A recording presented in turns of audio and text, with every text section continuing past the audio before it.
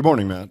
What's up, man? You're rushing me today. There's like no foreplay anymore. Just get in here. Let's get this recorded. Still have to kiss you beforehand? Can we just get into it? Matt's like, hey, man, how you doing? I'm like, nope. No. Hey, come on. Just no. I mean, I guess that's good. It means you're pretty busy. Yeah. I worry about you sometimes. You could speak to my wife and get similar feedback. It means I'm very comfortable with you now.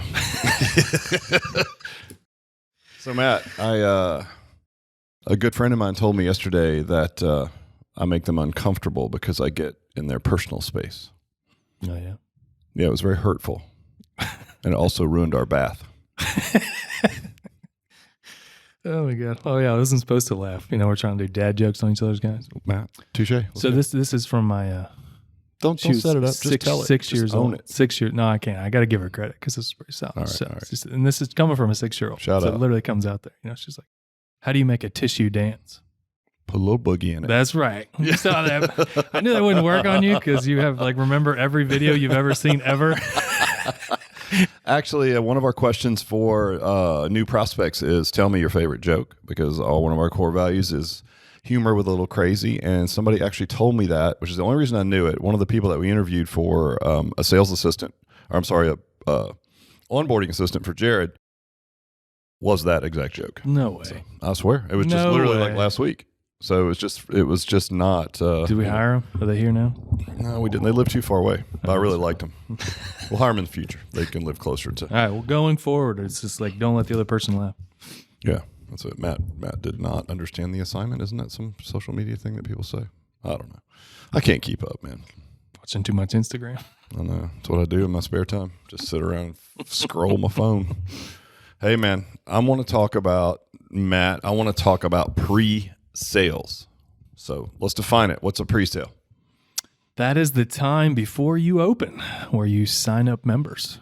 Oh, so inferring before opening, and you're actually selling memberships. Yeah, you hear that a lot, and people are going to throw it around. But why do you think we need that? Why is that a good thing? What the best thing is, what is our lens, which is fitness? Why is it more important to us, and what does that do for us that other franchises don't get?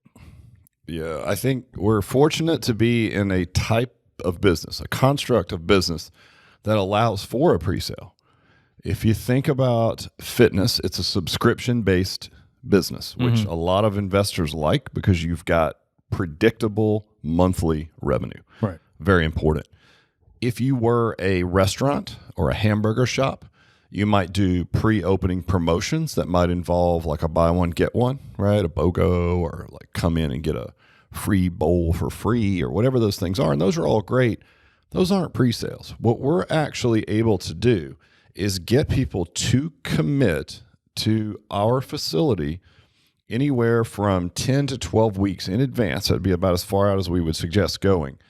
And when we open our doors, we have members, paying members in our facility.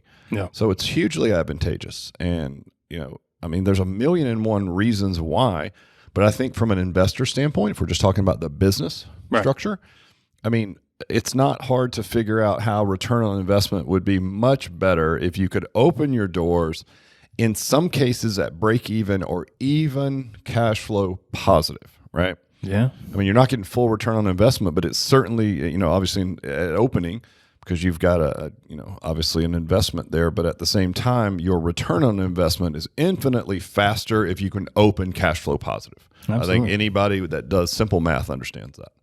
Yeah, it's just most places, like you said, in restaurants, barbershop, whatever it may be, like you're literally not making money, to your point, till you open your doors, or cannot even start that process. Yeah. So it's just, we're out there, we're signing up members, building a community for that 10 to 12 weeks before they even open the doors. So by the time we're ready, we're just full steam ahead. Yeah, is there any other whys that you can think of? Obviously, I sit in the seat. I sit on the sales marketing side a lot in our business. And for me, that's it. Like if I can stand in front of a group of people and say, hey, so far we're opening at blank, and that blank number puts people at a point where they're close to or beyond break even, maybe even cash flow positive. That's a great story. And if we can continue to duplicate that, it's a great story. Is there any other reason that you have? Well, it's ease of mind from a business side of things, right? Where it's like, our business is, we kind of joke that, say, fitness, a lot of times you're in the marketing business. So even though you're training, it's always constantly marketing. Well, for us, it's like, yeah, we're going to get out there. We're going to do that hustle. We're going to build that community. But then after that, we're just taking care of members. They actually can have a job in fitness versus we're just constantly going out all the time. That's what's compelling to me. Well, 100%. And listen, even as an investor, you might hear that and be like, well, okay, that's cool. I mean, you're just looking for, maybe if you're strictly cold numbers and you're just looking for return on investment, what Matt just said, folks, will be uber important to your operator, who is a key person in this model. Meaning that typically at that manager level position in most class-based fitness concepts, not alloy, not personal training, but class-based, which is the myriad of other fitness franchises that are out there, your main role in that seat is sales and marketing, sales and marketing, sales and marketing. We often joke, and we've said it on here probably a bunch of times, that in those type of models, you're really in the sales and marketing business. You just so happen to service some of that revenue by doing fitness workouts. Right. But your business is marketing and sales. Right. And I don't think a lot of folks that got into the industry that make a good operator for our locations really want their number one function to be sales and marketing. I think they would enjoy being, to your words, in the fitness business. And this is one of the few models where we're actually creating a vehicle where someone can do that. Because to your point, strong pre-sale, 130 member model, with a 3% monthly churn rate, that's 3.5 people to replace a month. That's not a lot of marketing dollars and or effort. Sure. Right. I think you and Jared used the word whisper marketing. So once your gym is at theoretical capacity and you do have a little bit of churn, you don't need to launch a really complicated marketing campaign to get 3 people. You can mention to your membership that you're going to turn on your marketing, in a week. If anyone in the gym has a friend that wants to work out with them at this time slot, we've got an empty spot now. Yep. Come now or come never, right? And it's an easy way to fill up the gym. And we've seen that in the corporate model that we own for 5 years. Our marketing budget would basically disappear, and then we might turn it off and on randomly just to see what kind of engagement we could get. But it's one of the very few fitness models that I've ever seen where you can actually do that and actually be in the fitness business. And it's predicated, though, on a very strong pre-sale. So it's uber important that you put all hands on deck and you bust your ass and you get to, again, this break even or net positive number at opening and keep going. Keep your foot on the gas for a little bit longer. And I'm sure I don't want to step on what's coming up next, but like how long that pre-sale is, right? Right. Because it might go on, like you might have pre-sale like activity and effort that goes into a month or two of being open. Because you should basically keep your foot on the gas until the gym is full. Would you agree? Yeah. Well, why is that, Rick? Don't know. I know, but I don't know what you're looking for. You tell me, Matt. No, I mean, it's why would you wait and slow growth after you do the pre-sale, right? A lot of people, they get overwhelmed right when they start. It's like, no, keep your foot on the grass, fill up grass. The gas. Matt does a lot of lawn work on the side. I do, man. He likes to cut that grass. Fill up the gym, keep your marketing in. Like, well, we talk about marketing, like it's an investment, right? And when we talk about that return on investment with members and that 3%, retention or attrition, you get people for a long time. So it just makes sense. Not dumping all your money and just to find new members all the time. Yeah. One person, you could keep them for 3 years. Hell, you've kept some for 30. I know it's kind of weird to say, hey, we have we have a 36-month average stay. And of course, our franchisees haven't been open that long. But I did have someone ask me, well, you haven't had franchisees open that long. How can you claim that franchise-wide? I'm like, well, we've had one that opened during COVID. So summer of 2020, like early COVID. I can't think of a more tumultuous time in an industry that was affected. Right. And they kept less than 3% attrition during COVID. Right. So, I mean, again, I know it's only one. I know that we've had corporate clubs that have been here for 30 years, but it's still a really good indicator. And I don't see, based on our knowledge, again, we can't make claims in the franchise from our experience in licensing, but I can speak to it. And I can tell you that based on our experience with licensing, when we would run polls in our business coaching groups for studios, what is your retention rate? The clubs or the facilities that were running, personal training in the small group format per our suggestion, were at about the same. People were at 97, 98% retention. People in class-based concepts were not. And that's just a fact of the matter. And that's been for the last 12 years. So I don't know how else to speak to that other than 2,500 gyms worldwide that we've worked with, and we've seen the same thing. which is exactly one of the reasons why we brought this exact vertical to market as a franchise, because it was so different. It fit an avatar that was underserved. Yep. Right. And it had this interesting dynamic, which it was built on something different than every other fitness concept. You don't have to run out there and get on the hamster wheel of smoke and mirrors and marketing and sales. And it's all about that. And I don't care what you say, when all of your attention has to go to that side of the house, there's very little that you can put into building community, taking care of the flock, right? Right. The little things like we have, like Surprisingly Personable, where we're buying gifts for clients, is literally part of the structure of our business. You can't do that when you have this frenetic pace based on nothing more than acquiring new customers, because you have an equal amount of customers sneaking out the back door. Yeah, I mean, it's almost impossible. I mean, we even did it here, like, when we had super larger numbers, and we've talked about before, you just feel it, like you're losing grasp of like the membership base. Yeah, so for those of you guys that don't know, Matt sat in the seat of the director, and this was at a time when we had nearly 700 members, and we had a big chunk that did team, which was class-based, right? Our biggest line item of revenue and what we did well was always personal training. So if you look at 15 years of, again, one facility, but I don't know any facilities other than ours that's doing 60,000 visits a year. So you've got this chunk of people doing what we call team, which is class-based, and another vertical doing personal training. And if you looked at those two groups, the retention rate of those two groups in the same facility, under the same roof with the same culture, vastly different, because those are different customer avatars. Yeah. And of course, for us, we didn't like the construct of the team training as much, the classes, because it just churned people through. It was just no fault of ours. It was the price threshold. It was the avatar that we had to attack for that. It was the fact that there was a lot of people in our community. We have a lot of competition that did something very similar to that. But the personal training, now that was different. That was sticky, and no one ever left. Right.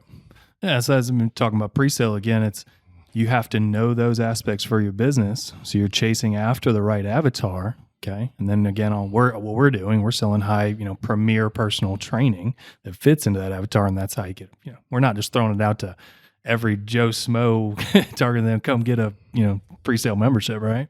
Yeah, and it's a different type of presale. I mean, it's interesting with personal training. I was talking to someone about sales, because we have a lot of clubs in presale now, and some of them are personal acquaintances of mine that are involved in the presale, and they're reaching out to me specifically, which I know that's not scalable, but it's like I know them, and they're like, "Hey, man, like I got this feedback, I got that feedback." And what we find is it's once you understand the benefits of what it is that you do, like if you like we believe so much in personal training, having seen for 30 years all different kind of verticals going down in the fitness industry, sure. Understanding how sticky what we do is, what kind of results it produces, how we can help people that other fitness brands typically cannot, which is people that are like have injuries or beat up, or maybe they've just given up on all of their things that they've tried because they just don't feel like they fit in anywhere.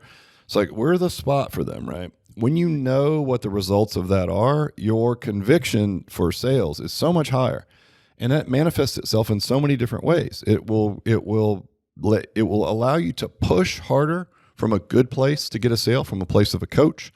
It will allow you to pre-sell something because you're so excited to be able to help the person standing in front of you. If they sign up, what's going to happen to them, and it's only going to be good things. And so I did a short Instagram video on this the other day about sales, and sales have to be looked at through the lens of what you can do to help someone. Like sales aren't about you. So what we don't want sales to be, even in a pre-sale, is about okay, I got 3 more, I got 4 more, I got 5 more. Now, those are finite numbers that we're all measuring, and we're all chasing metrics, but that's just a byproduct of really having a raging passion to help the people in front of you. And if you do that, we've got just story upon story of you, Joe, me, other people that sat in that seat, that sat down with people, and it would seem that you did what would be described as a hard sale, but it was really out of a place of care and coaching. And how, it changed people's lives. It really did. I mean, didn't Joe like curse at a priest or something? It's funny that you mentioned that. You literally stole the story right out of my mouth.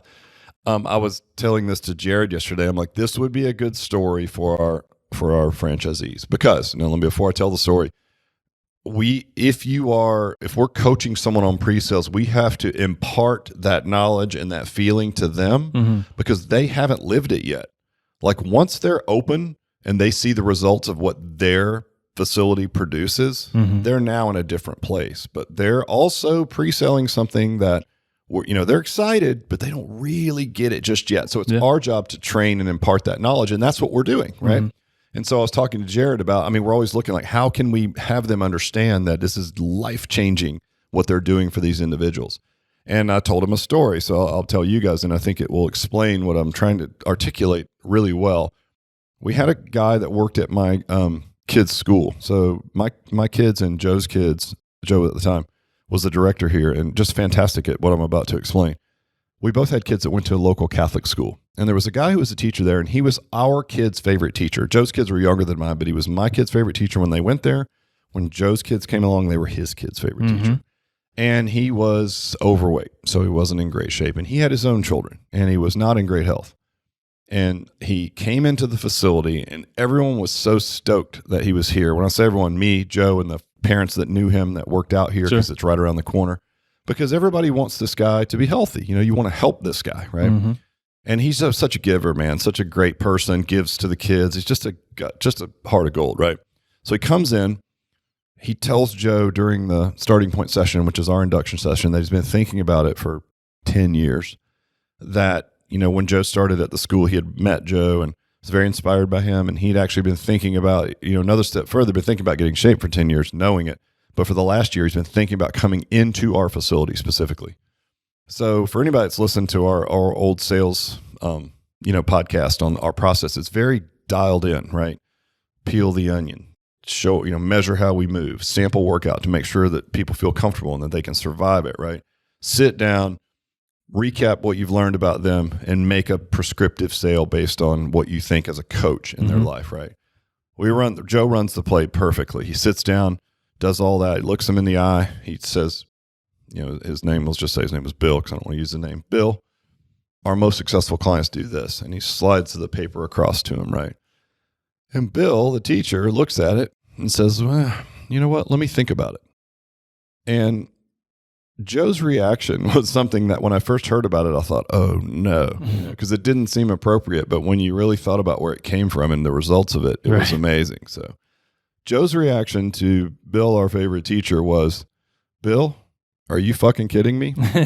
Now, mind you, I say that because I want to use that word because that's not a word that you would typically use with your young elementary school child's, Catholic school teacher. But it was a knee-jerk reaction from a guy who cared so much about this teacher that he wasn't going to let him off the hook, right? To which Bill responded, all right, you're right. Because he basically said, man, are you effing kidding me? Been thinking about coming in here for a year. You're finally here and you're still going to think about it? I don't think so. Like, you're here now. Let's get this done. And sort of like a Jerry Maguire, like, help me, help you. Right. So Jerry says, okay, you're right. I'll do it. And then what happens? He goes on to lose 80 pounds. He gets off of a lot of his medications. He feels better. It's like it changes his life. That's where you need to be, whether you're in pre-sales, regular sales, or whatever. And I only say that, and it's kind of a sidebar to what we're talking about. Because in pre-sales, it's our job as an organization to impart that passion and that understanding onto our franchisees so that when they're having these conversations in pre-sale, that's the place that you sell from. Right. It's not a smoke and mirror. And like our last podcast was about tricky sayings and stuff. That's like the mechanics of it. But that's not the why, right? The why has to be so compelling that the tricks and stuff just become part of the vernacular. But the whys are the real rub. Sure. And the customers will feel it. Like, he wasn't offended that Joe swore at him because he was literally just imploring him to allow us to help him. That was it. And he did. And lo and behold, it changed his life. So heaven forbid that you hard sell, air quotes, someone into something that's good for them, that can help them be healthy. So that's kind of where we want to come from. Yeah, that's good. I mean, it's from just a pre-sale perspective, right? We found our avatar. We have conviction in our sales. We have a true interest in others. Just for something that we take pride on and you should do if you're running a pre-sale on anything or, another fitness brand, whatever it may be, we treat our people like the moment we talk to them, they're a member. And we start. It's assumptive, right? Right. Assumptive. You're a member and I will take care of you no matter what. Yeah. And I mean, just for those listening that are interested in Alloy or are moving into wondering about what's involved in this strong presale. We have mechanisms and tools in place from a technological standpoint where we can start training people before technically they're even paying us, right? And what I mean by that is there's going to be an amount of churn that's happening during the presale that's natural. So if you get someone to say yes 12 weeks before you open, and then somewhere along the way life happens, you're going to have a little bit of churn. But there's ways and techniques where you can mitigate that. And to your point, Matt, if you sit in the seat of coach and you say, I'm here to change your life, and you get them to move, it's an impactful emotional moment for people, right? Well, you don't want to lose that momentum. So we've got tools in place where we can actually start giving them things to do on their own at home. We can start working on nutrition, right? We've got this amazing proprietary app that we can do all of that through that's built specifically for this, really, right? So there's a lot of ways where, to your point, once you sit down in that seat as a coach and you sort of guide them, if you will, to this better place, you can start right now. You don't have to wait till the facility's open. And that's a big deal. And that shows a lot. I mean, if I was a customer who wasn't paying anything and I already had someone engaged with me under the assumption that they were going to be my coach long-term, I would be impressed by that. And I'd be less likely to be like, oh, shoot, I forgot I signed up for that thing 12 weeks ago. No, I got a guy named Matt who's texting me once a week saying, yo, how come you didn't get your steps in? Sure. Getting on the phone with him if he wants to. Listen, we don't have a huge crowd. We're talking about 130 members for a very healthy model. If you pre-sold 130, good on you. But even you might, it's somewhere, I guess, depend on the model, but our requirement is a certain number in that to open, and that certain number puts people typically at close to break even or in the black, depending on where they are and their rent factor and everything else. Well, that's not a lot of people, right? Right. No, it's you can easily manage those people in this way. So, yeah, to your point, man, you got to sit there as a coach, and we can start coaching them right away. Yeah, and speaking of mechanisms, we have other functions to facilitate the client and stuff like that. We also have tech that helps support all the leads and everything like that. Now, we've seen it. You've talked to a lot of people who've done pre-sales in different ways. It can be overwhelming. And one of the things we definitely recommend and what we do is we have a whole lead automation software, right? Which is fantastic. We're literally tracks every lead from the moment they put their hand up to automation to all the way to booking them to calls to booking them for our internal starting point sessions. You know what I like most about our software, and I have to give you and Jared props on how you guys have sort of directed to build it out, and our marketing team. It's personal training. And there is such a thing in this day and age as too much automation. Mm-hmm. And so we always look at any kind of new technology, and we're always looking at new stuff and new ideas to either bring down friction for customers or increase engagement. And I think it's one and the same in a lot of ways, right?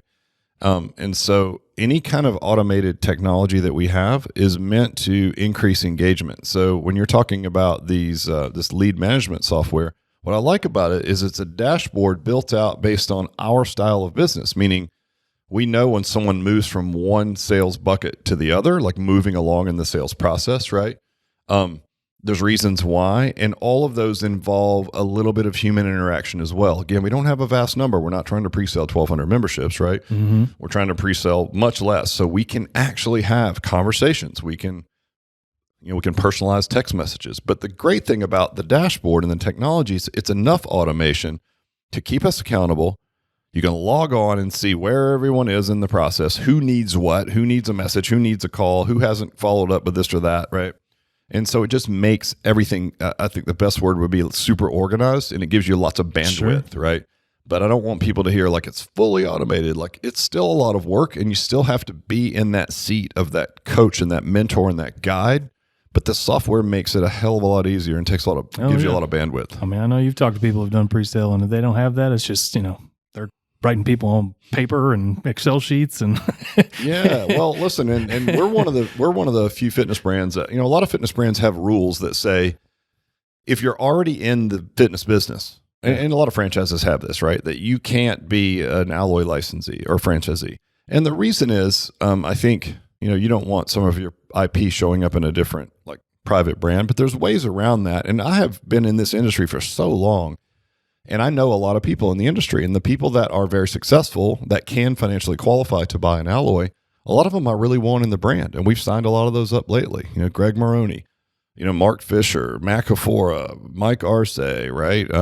Just you name it. Like a lot of these folks are already in, our pipeline. Mm-hmm. And so, Billy Jones, the operator for, Mike and Matt, their partner, we'd be crazy not to partner with those guys. The cool thing is when people like that come to training and they know better and they see what we've put together, it's so nice to hear from people who are in our space and they go, wow. This is awesome. Perfect setup. This is the perfect setup. Why didn't I have this, right? It's like, well, you got it now, and you had to buy a franchise to get it, right? So it's good to hear that feedback, and we know it, but it's fun to hear it from our peers because, again, if you've never been in the industry, it looks cool, but you don't know how cool, and it's fun when people that do know the difference, like my buddy Rami, right, who's helping Joy Presale here in Dunwoody, and he's just like, where was all this stuff when we were starting our businesses? Because he had a business almost as long as I did, 30 years, and sold it.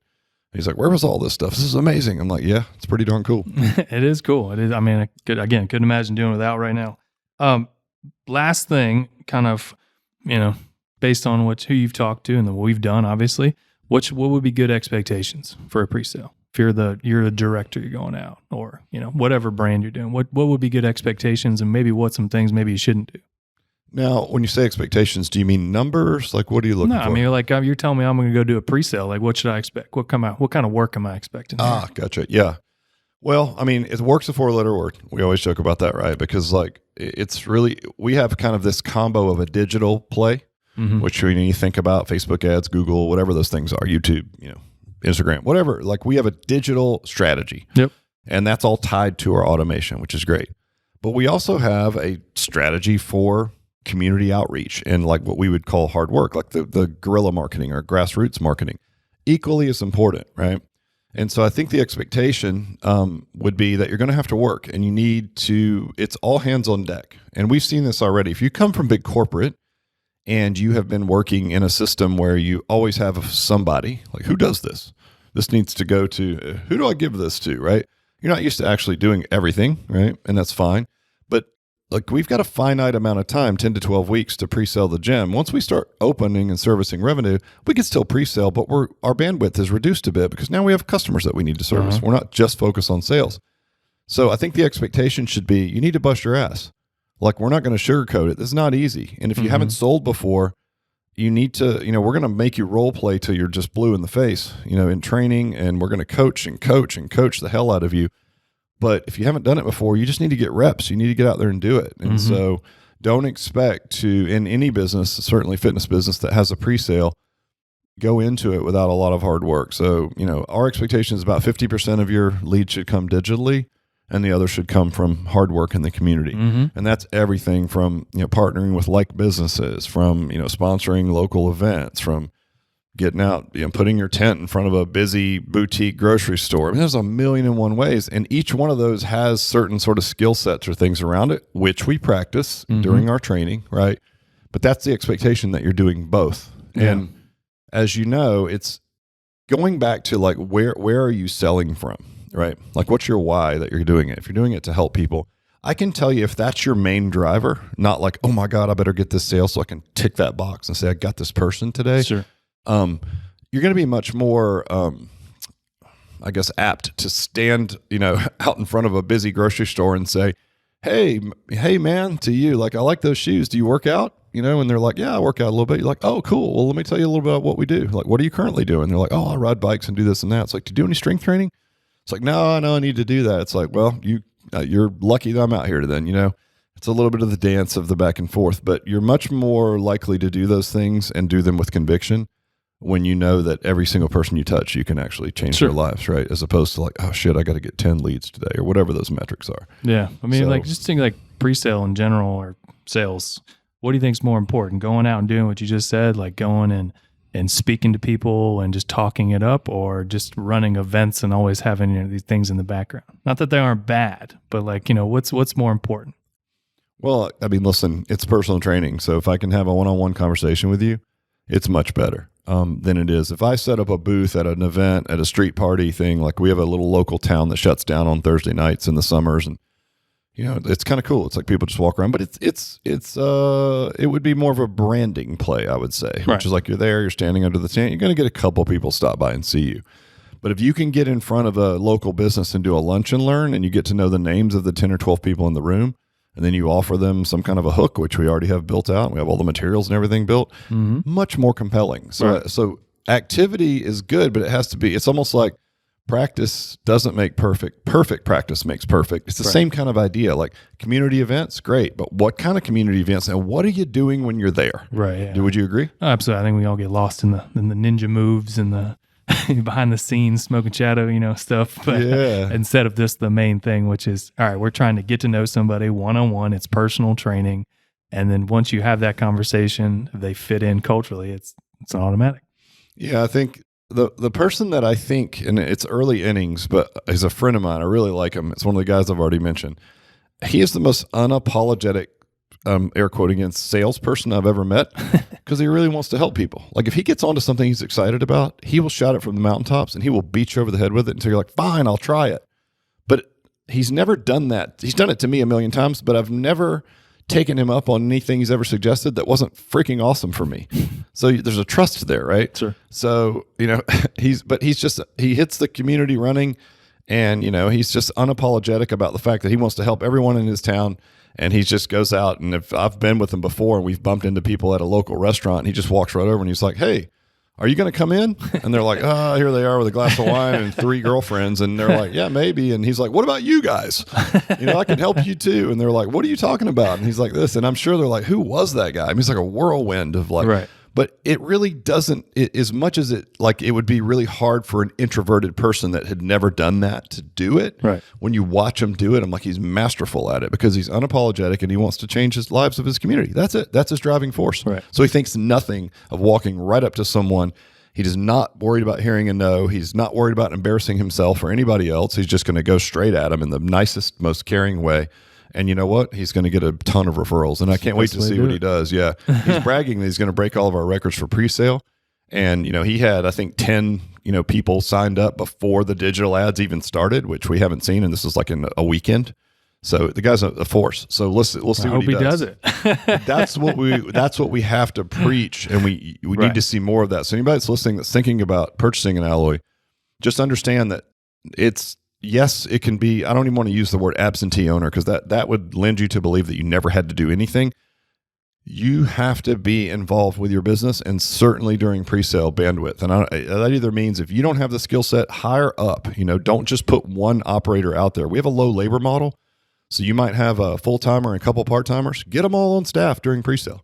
Right. You need all the boots on the ground that you can, and you need them out there beating that drum and trying to change the lives in your community. So half digital, Matt, half hard work. From an effort standpoint, it's probably 90% of the hard work. The digital stuff's just playing catch. Yeah, absolutely. Awesome stuff. Anything else? Other than like your mustache is a little yellow today and it's not bothering me. Did you have some mustard this morning? Well, that's not good. So the whole time is really just... Is it yellow? Just a little bit right there. Oh, God, I got a little on there. Sorry, folks. I got a little... I don't even eat any mustard. That's the scary part. A little egg yolk in there or something? I don't know, but hopefully no one can see it on camera. Thanks for pointing it out. Hopefully it's not permanent. Matt's been staring. I'm wondering if he's staring my upper lip the entire time. It could be pollen.